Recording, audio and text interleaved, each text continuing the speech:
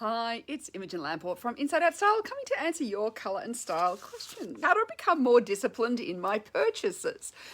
So this is an interesting question because I think that the more you know about your style, so the more you have a style education, the better your purchases will become because you know what to say no to so much more easily. When we don't know anything, when we're kind of, we don't have that style education, we don't know the colors that suit us, we don't know the shapes that we like to wear, we're not sure of, am I an animal print girl or a florals or a zebra or a check or a stripe or a abstract print or a Hawaiian print or a paisley or a, you name it. The list goes on.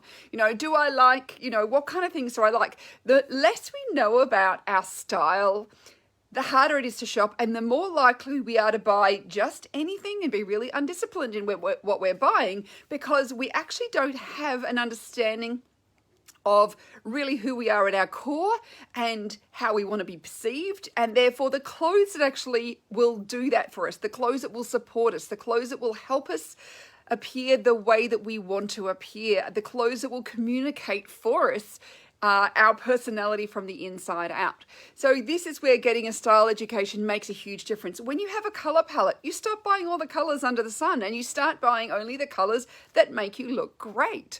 And I think of, color as a bit like music. So both of them have harmony. So the colors that are in harmony with you are going to make you shine, make you more attractive, make you look fresher, more lively, more healthy, versus the colors that are out of tune with you, so not in harmony with you, will actually make you look sick and tired and pale and older and maybe jaundiced and washed out.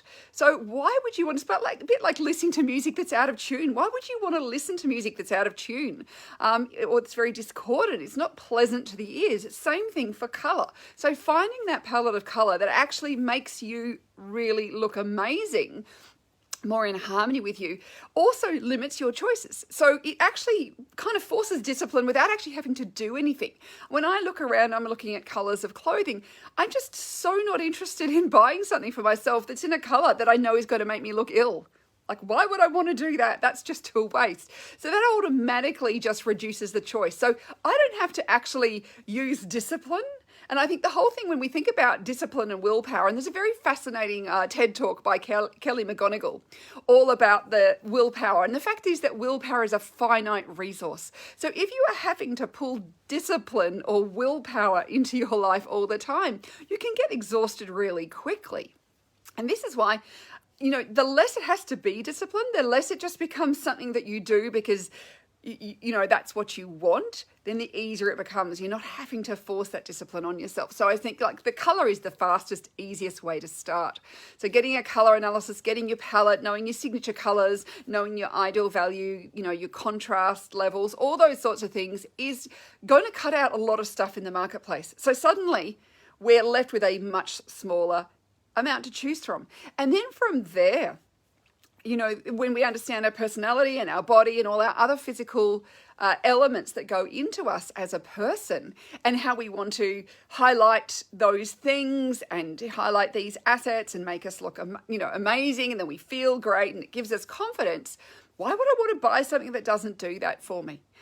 So this, again, really helps to cut things out. So it's less about discipline. It stops being about discipline. It starts being about when can I find the things that actually really speak to me, that are my personality, that are in my colors, all those sorts of things. They're the pieces I'll go for.